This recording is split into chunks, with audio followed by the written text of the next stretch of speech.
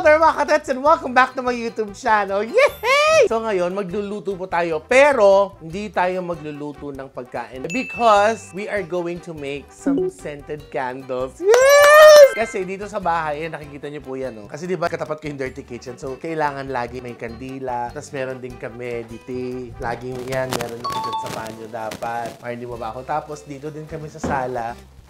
Parang kinuha mo na kanina. Ano ba? Okay, so, ubus na po yung kantina. Parang, nakita ko may ganun pa yun. Ubus na, oh my God, nilagay mo sa bag mo. Si Scarlett kasi, yung totoo, magsabi ka ng totoo. Ubus na. Ubus na nga.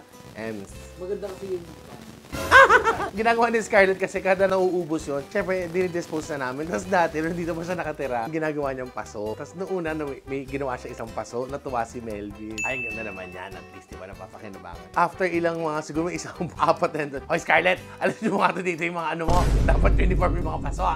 Natatalak. So, yun ang tinatapon namin. Pero, kasi medyo madugo. Shoutout po, malapit na po ako mag-birthday. Isa po sa mga simpleng kaligayahan ko yung kandila. So, baka pwede nyo naman akong regalo. Hindi, ayoko humingi ng regalo. Nasa inyo na po yun. Basta mga kandila. Ang mahal-mahal kasi sa Bath and Body Works. Doon ako bumibili. Gudutin ng mga, kasi may nalagyanan po ako sa ilalim. Ayun o. Tamo, 3 na lang siya. Dati guys, alam nyo ba, 2 crate pa po yun. Promise. So mahilig talaga. Actually, sa bahay si MC, marami rin kandila. Yung si Tonto. Okay, mamaya.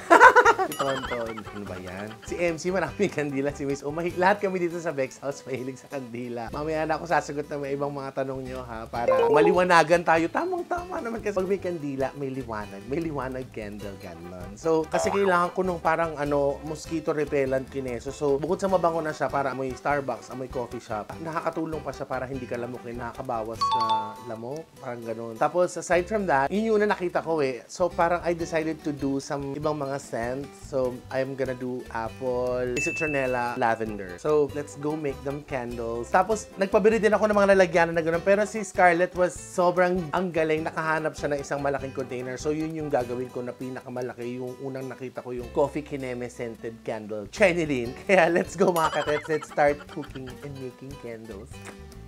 And yes, mga katets, finally, we're here outside with the magical sound of our tricycle. Yes, they love me so much. Para maiba naman yung scenery. Dito naman tayo sa labas gumawa ng kandila. So, ito na po yung ating mga gagamitin. Hindi po ingredients, but the materials we need to make our scented candles. Yes. Ito yung sinasabi ko na gawa ni Scarlett, na ginagawa niya dati. Tapos lalagyan niya ng lupa, tatamnan niya ng kung ano man. Ito yung pinakamalaking gagawin natin. Doon sa unang nakita ko na yung panglamok na kandila, kailangan na natin doon ay candle. Esperma, cloves, powdered coffee. So, bubuksan ko na ito. Kung inaakala nyo po, lutuan yan. Magdi-DJ po tayo din. So, we need to melt. Siguro kasi yung sa small container na nakita ko, parang mga 4. So, ito, damihan na natin para dito. Ito lang sasabihin ko. Pag may nakita ko, gusto ko lang naman subukan. Gusto ko i-try. Kung magiging parang Reese's Peanut Butter Cups to, pasensya na. Once nag-melt na daw po yan, aalisin natin. And then, we're going to pour yung liquefied na candle dito. Tapos, magtitiran tayo ng isang mitsa. Tapos, patitigasin natin yan. Yun yung part na talagang excited ako yung pagkailangan na nating patikasin.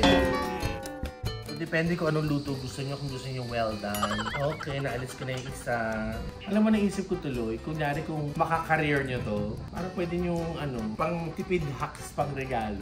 So, alam niyo na mga batla. Alam niyo na regalo ko sa inyo sa Pasko. Pag iba siguro nakakapanood din iisip siguro anong ginagawa ko. Nagtitrip ako dito. Hindi po ako nagrararo ha. I'm just learning how to make scented candles in order for me to save money. Alam mo dati na nakatira kami sa Santa Mesa, meron dun si pag napipilayang kami, ang madir, may naghihilot sa amin si Lola Malia. Tapos alam mo yung tinatawas, kaya yung ginagano yung kandila. kasi may bubuo. Oo, wala. Kanyari nakausog sa'yo yung Chenilyn, Kapit Balur, Kineso. Ay, may higanting nakausap. Yes, yung mga ganun.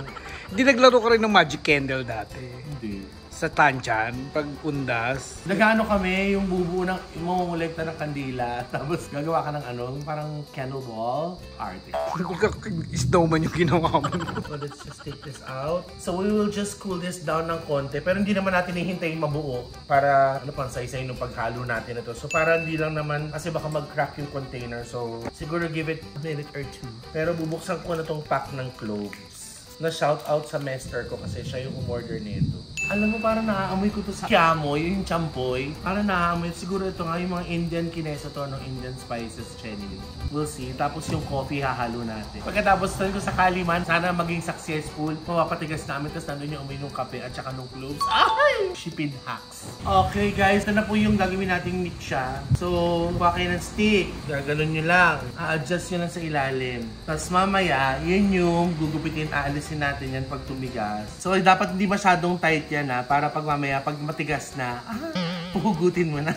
Parang bastos ng iniisip ko. Ayan. We will put this aside. And now we're gonna pour our liquefied candle. Okay, ngayon, we have to put in our clove. Guys, I'm just measuring by heart.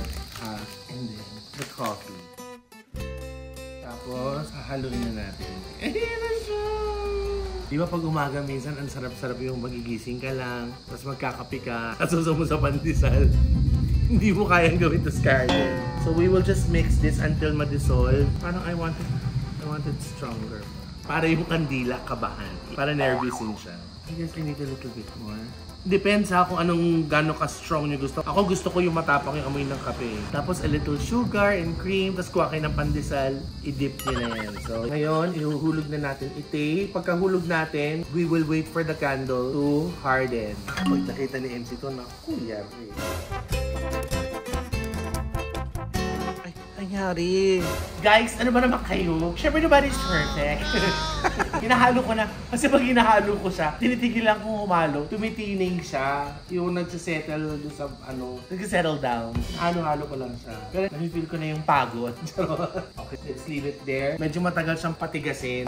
Kunti yan, napatigas ko na yan kanina pa. So gagawa na po tayo for the small ones. We're going to make 1 citronella, 2 green apple, at saka 2 lavender. Lagyan ko na rin siya ng mga ganyan kineso. We're done with the cloves and the coffee. Ayun na yung ating mga Si Scarlett pala bumili nito kanina. Saan ka bumili? Liwanag candle. Oo, kasi malapit sa kanila yon. Kung alam ko lang na ganyan, hindi na naman ako nagbida-bida,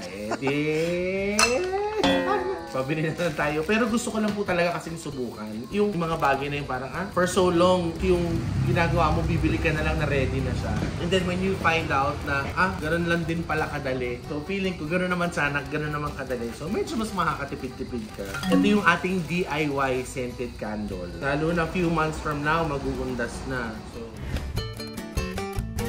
siya. Tsaka kailangan na namin bilisan at ilipat itong mga kandila sa loob kasi medyo ayan, kulay na ng shirt ko yung langit dahil nagbabadya na yung ulan. Lulutuin na natin ito. We will just gonna melt this again. Ang mahirap lang pala talaga yung tumigas siya. Pero ang pinagpe-pray ko, sana yung scent, lalo na yung cloves, yung coffee nandun. Most definitely, so gagawin natin to. Since ready na siya, magtutunaw ka lang, gagawa ka na naman ng sarili mong kandila. Feeling ko naman perfect yung mga ready na scents na binili ni Gudu. Okay, luto na siya. Yay! Ang kalat! Wala magsasabi nito kay Melby na nagkalat ako ha. Hey! A little more! Okay guys, eto na sila. Jeanette. Hindi mo kayang i-shot to. Ito yung shot po no. Okay guys, eto na po. Dahil tatlo kami ni Ate Rona dito ni Scarlett. Sa atin to, shot puno. So dito na muna tayo sa green. Okay. Bigyan natin siya ng ganiti. And that's for the green apple. Next, for the lavender. Lahat ko na para matapang, para mabango. Fairness. Dapat pala medyo marami yung oil nyo para mas matapang yung scent. Now we put this, another one. Okay guys, we're down to our last batch of candles. So, this is for the citronella and the green apple. Lavender done. Okay na to. Green apple. The citronella. Iwanan ko pa yung kalahati. Tsaka maganda yung citronella, kaya tinapangan ko kasi dito sa bahay ako yung pinaka-paborito ng mga Lamoca de Gracia. Kaya, katapusan nyo na. Last one, and we'll just wait for this to harden. Ito na yung Actually, ito po talaga yung finished product niyan. Pag natama yan, ang balok. Kuya Lu, bigay mo ito ni Kuya Lu. Kuya Lu, thank you so much. Anyway, so ayan na po. Oh my gosh! Ang bako ng kape. Alam niyo guys, promise, pandesal na lang ang kulang. Tapos naman dito sa citronella, katapusan na ng mga lamok. Itong green apple, parang ice cream na siya. Ito namang lavender. Kulang na lang dito kama, unan, comforter. Ang sarap matulog, ang bango, tas masahe. So magliligpit na muna tayo. Pag eto po, syempre kailangan tumigas nito. Tapos ewan ko na lang pag di pa ito bumango itong mga to. Pinaliguan ko na, binudburan ko na ng apakabonggang mga aromatic, mga scented oils kineso. We're going to put it inside the house at least. Nakatipid-tipid ako ng ano. So mag-ano tayo mami, magsisindi tayo, okay? Ng kandila, hindi bahay. So patigasin lang natin to guys and see you in a while. Scarlett, sabi mo naman ako. Matatapon ko gago ka. Scarlett, kung sabi mo naman ako, napakasungit mo na.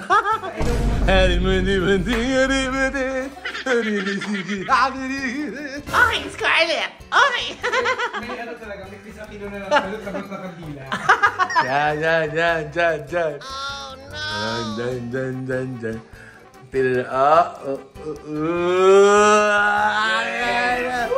Ika muna! Ayan, okay na po yung kandila niya. Asan na yung... Ay, te! Ano ginagawa mo? Okay na yung ano? Okay na yung kandila mo, te. Oo, halika na. Work muna tayo, te. Mamaya na yan. Tapusin muna natin yung work. Work muna tayo. Ayan na siya. Tara na. Isa lang. Nakalika na na. Tapusin mo na para. Pinapatigas pa kayong kandila. Matigas na. Mas matigas yung kumakapos. Ito po kasi yung ano, in-order namin na spicy na pastil. Tapos meron kaming pork chop at saka kaming miswa. So, sabi ni Scarlett, work muna tayo. Work muna. Manang! Kinarang ko si Scarlett. Ayan na. Ay, oh, naman. Check muna tayo. Definitely, ito, mas maamoy yung mga small ones na ginawa ko dahil ito yung meron talaga silang oil na kineso. So, you have to take out the stick carefully. Oh, sarap. Ayun, mas matalas may... Pinang-ano namin dyan, nail cutter. Try mo nail cutter. Nail cutter, wait lang. Okay, ito na po ang ating nail cutter. Bakit nail cutter? Wala namang kukuto. Wala naman talagang mas pupurol pa na... Diyos ko, shoutout naman, no? Regalo niya naman kami ng nail cutter. Anak ng wedding naman, oo. Malalim ni Ingron. Baka ma-murder ko. Oh, finally, there. So, ito yung citronella natin, yung white. Nakita niyo, ayan, ang jugugs. Ewan ko ba? Napaka... Ano ko sa alam? Halik ng halik, di ko naman jowa. So, we're gonna cut muna yung wheat. Kaya, alam niyo guys, no, dapat pa na nag-rest. Oh, di ba sinabi ko sa inyo, I'm not perfect kasi meron siyang parang mga hollow part, chururot kineso. Sinkhole. Dapat pa na nag-reserve ako ng ano, yung sabi doon ni Scarlett. Ba't di mo sinabi kanina? First attempt pa naman po. So next time, I could do better.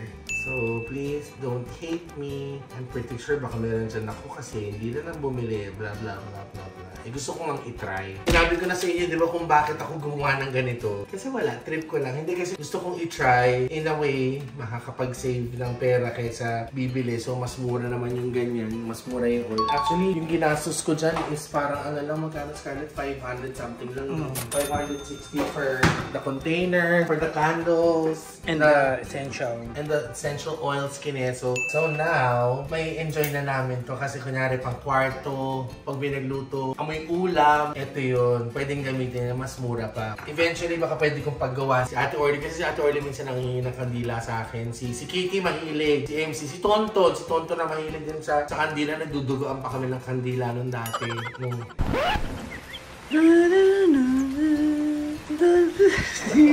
Nandito pa si Tonton sa bahay, but now Tonton doesn't live with us anymore. You know already, nilabas na po nila dun sa channel nila, sa Bex Friends, na Tonton is kasama na niya sa bahay. Si Hernan, si Tita Lloyd, mama niya, so good na magkakasama naman po sila. So that answered your question kung bakit po wala na si Tonton dito, kasi mas minatamis niya na, mas ginusto niya nakasama niya si Madeir. So yun, let's just wish each other yung... Itong iba, pwede ko muna i-donate to dito dito kasi naglalagay kami dyan sa sa may bintana para pag nagluluto. Ito, sa akin to, ilalabas ko to pag nandun kami sa may jacuzzi area dahil sobrang nilalamok ko talaga ako. And this, pag naubos na yung sa iba, pwede itong pang altar din pala. Sa ibabaw ng altar ko, pag naubos na isang malaking kandila, pwede ko ilagay. Itong dalawa naman, pambanyo para mas tignan ko kung anong matapang na amoy yung tae o apple. sinong bibigay yung green apple o yung tae. Malalaman natin yan. So, thank you very much. So, there you go. Ito na po yung ating unang ginawa na kandila na I can smell the coffee. Sa dami ko ba naman nilagay na kape, ewan ko na lang pag di pa talaga nangamoy kape to. So, you guys, if you want, you could try this one. Nakita niyo naman kung paano kung ginawa. Nag-melt ka na ng kandila. Kaya lang, tama yung sinabi ni Scarlett. Pag medyo patuyo na siya, yung pag-ganyan na siya, para maiwasan niyo po yung ganyan. Meron kayong parang nakaantabay pa na pangpupuno para lang hindi siya may pa-shallow. May pa-Lady Gaga, may pa-shallow-shallow sila dyan. Pero at least I know what to do next time. And I'm gonna get bigger container, promise, para mas maraming kandila magawa ko. Siguro yung isang ganito, isang oil para mas matapang yung amoy niya. So, I hope you like this one kasi ako na-enjoy ko siya. Napakadali lang gawin. Makakatipid kayo. Pwede nyo yung pang-negosyo. Oh, meron ako mga pang-negosyo vlog na ako. Bukod sa cooking vlog, meron ako mga pang-negosyo vlog, guys, na pwede nyo simulan na makakatulong sa inyo. So, thank you so much. I hope you like this one. Guys, to be honest, really, really thankful po sa inyong lahat. Mga comments na pinapadala sa akin, mga nababasa ko. Actually, I'm planning to do another vlog na siguro habang nag-i-skincare ako, pwede akong I could answer some of your questions. Pero really, thank you po dun sa mga nagpapadala ng mga sweet messages sa inyo po dyan. Maraming salamat sa inyo. Dun sa mga nagwi-wish po na maging buo kami, like dito sa Beck's house. Ay, di ko alam, I cannot promise if that's gonna happen. I hope soon naman mangyayari. Kaya lang talaga sobrang iba sa amin. Sa iba na nakatira, hiwa-hiwala yung schedule namin, napakagulo. Pero, hanggat nandiyan kayo, nakasupport kayo sa amin, maraming salamat po talaga, promise. So, ayun, nagsitil ako ng kandila, naging emotional na ako. Sarap hindi. So, pag-pray nyo kaming lahat para mas masaya yung mga vlogs na ibibigyan namin. Tsaka para mas marami tayong candles na magawa. Okay? So, be more loving and caring everyday. I hope you guys like this one. Subscribe na lang po kayo sa lahat ng channel ng Beck's Collection. Sa mga hindi pa po nakasubscribe, hit the subscribe button para notified kayo lagi sa mga ganap po namin. Love. Thank you, Gudo. Thank you, Nay. Dalawang green sa akin. Ito sa banyo ko. Ito sa kwarto ko. Ito pag nasa jacuzzi area. Yung tray na lang yan sa akin. Oh, sige, pero akin yung right side, ah. Bye, guys!